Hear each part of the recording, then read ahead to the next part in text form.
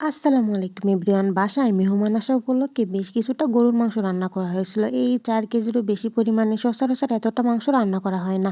নিজেদের খাওয়ার জন্য বা আত্মীয়স্বজন আসা উপলক্ষে ২-২.৫ কেজি মতো রান্না করা হয়। কিন্তু মেহমান একটু বেশি আসার কারণে প্রায় ৪ কেজিরও বেশি পরিমাণে মাংস রান্না করা হয়েছিল।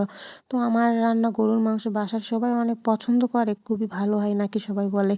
তো ভাবলাম আপনাদের সাথেও একটু শেয়ার করি আমি যেভাবে রান্না করি। খুব সহজেই রান্না করি। তো ভাবলাম আপনাদের সাথে দেখাই যে আমি কিভাবে রান্না করি, আপনাদের হয়তো ভালো লাগবে। তো পুরো ভিডিওটা দেখতে থাকুন।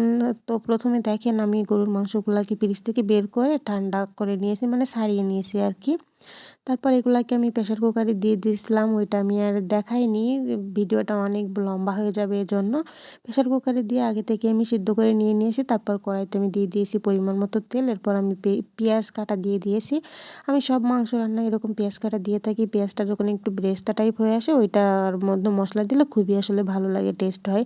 তারপর পেঁয়াজ দিয়ে এর মধ্যে আমি গরম মসলা দিয়ে দিয়েছি। গরম মসলা হিসেবে দারুচিনি, তেজপাতা, এলাচ এগুলা দিয়ে এর মধ্যে আমি বাটা মসলা, পেঁয়াজ, রসুন, জিরা বাটা, তারপরে হচ্ছে গিয়ে মরিচের গুঁড়া, ধনিয়া গুঁড়া, তারপর হচ্ছে জিরার গুঁড়া, হলুদ এগুলা সবকিছু দিয়ে মসলাটাকে আমি খুব ভালোভাবে মিশিয়ে নিব। দেখেছেন আমি আদা দিতে একটু ভুল করে ফেলেছি, মানে একটু পরে দিয়েছি, কোনো সমস্যা নেই, মসলা তোমার এখনও কষানো হয়ে যায়নি।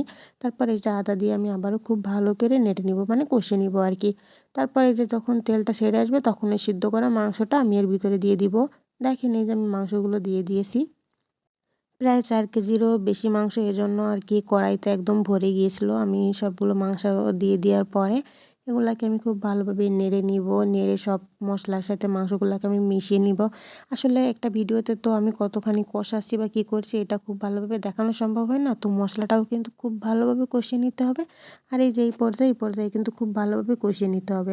লবণটা তো অবশ্যই দিতেই হবে। এই যে আমি এ পর্যায়ে লবণ দিয়ে দিচ্ছি। আসলে আমি লবণটা মাংস বা যেকোনো সবজি দেওয়ার পরে দিতে পছন্দ করি।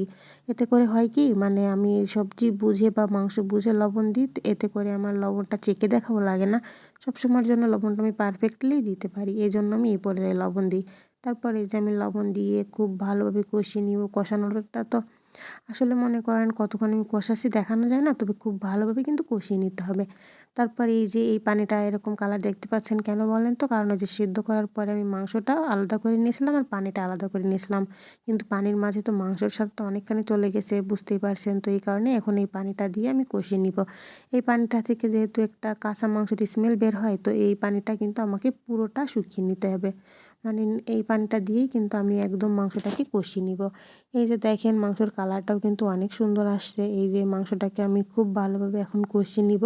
মানে একদম তলে লেগে আসবে, মানে তেল ছেড়ে দিবে এরকমভাবে আমি খুব ভালোভাবে মাংস একটু বেশি কষিয়ে রান্না করলে কিন্তু স্বাদটা একটু বেশি হয়। তো আমি অনেকটা সময় নিয়ে মাংসটাকে একটু কষিয়ে নিব। তারপরে এই যে তেল যখন ছেড়ে আসবে তখন এখানে আমি পানি দিয়ে দিব। এখানে কিন্তু আমি একদমই ঠান্ডা পানি ইউজ করিনি। পাশের চুলায় আমি গরম পানি দিয়েছিলাম। পানিটা যখন গরম হয়ে গিয়েছে তখন এর মধ্যে আমি এই যে দিয়ে দিয়েছি। এই কারণে দেখতে পাচ্ছেন একটু গেজা টাইপ হয়ে গিয়েছে। তারপরে হচ্ছে এই গরম পানিটা দেওয়ার পরে যখন এটা একটু উতলে উঠবে, মানে ফুটে উঠবে, তখন এর মধ্যে আমি দিয়ে দিব গরম মসলার গুঁড়া।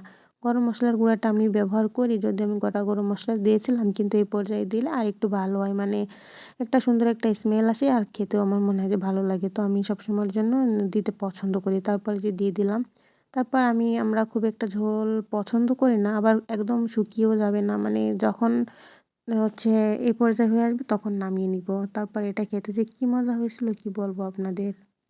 মেহমানরা তো অনেক পছন্দ করেছিল। সেই সাথে বাড়ির সবাই তো সবসময় প্রশংসা করে। তো আপনারাও এভাবে খুবই সিম্পলভাবে রান্না করতে পারেন। অবশ্যই ভালো লাগবে আশা করি সবার।